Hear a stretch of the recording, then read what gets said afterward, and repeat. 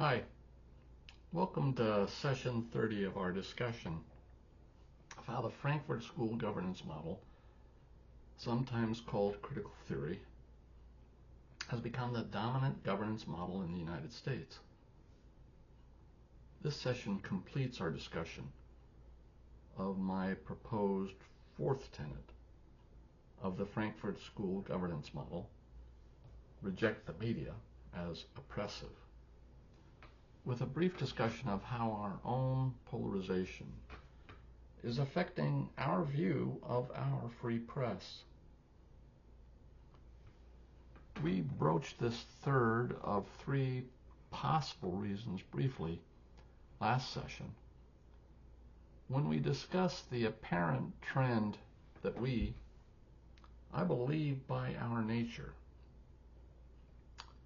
prefer to listen to news sources who express opinions we agree with, even if there are no real facts to support those opinions.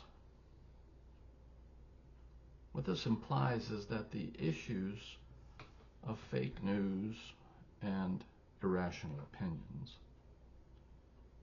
will not likely be fixed by the free market, despite the media, the press being a huge business.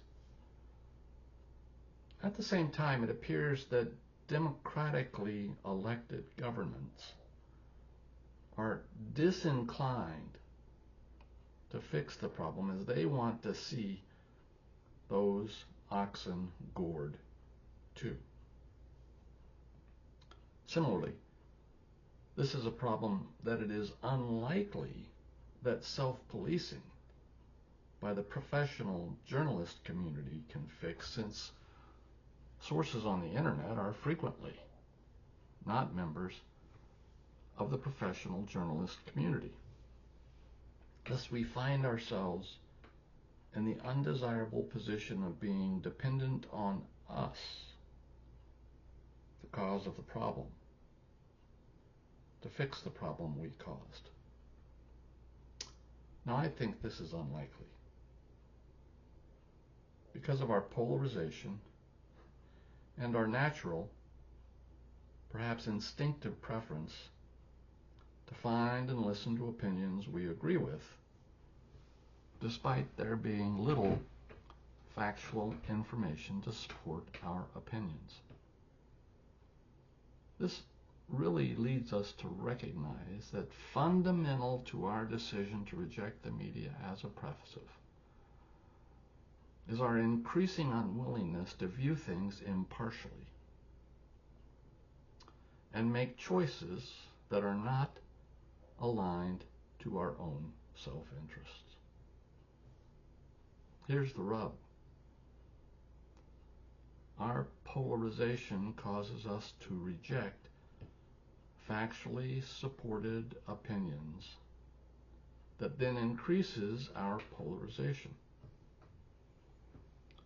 It is a nearly perfect case of undamped motion that is driving us into a governance model that only supports autocracy of one form or another.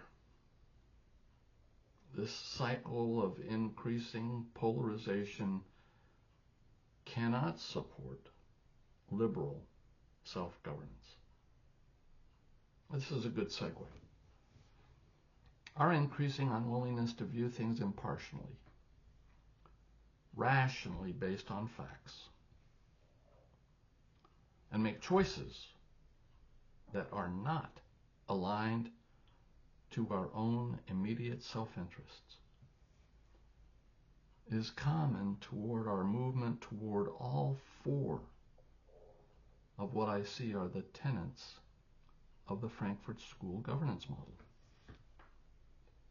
A major reason we reject science and scientists is because the rational actions that science and scientists propose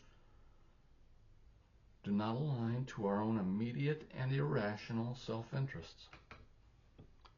A major reason we reject virtues and morality is because the rational actions that community-focused morality and virtues propose do not align to our own immediate and irrational self-interests.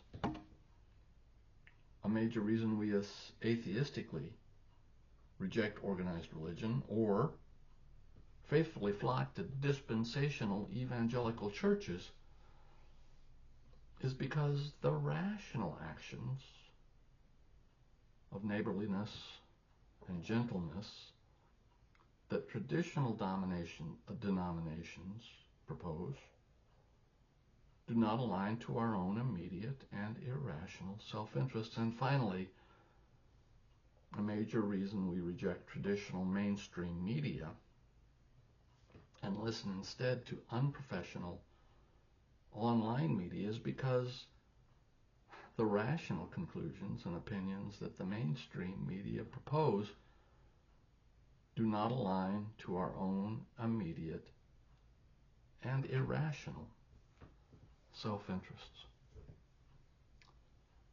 This leads us to the conclusion of this series of discussions on how the Frankfurt School governance model became the dominant governance model in the United States. In our next session or two, I will tie a bow on what we have discussed and make some parting recommendations for your consideration. Aloha.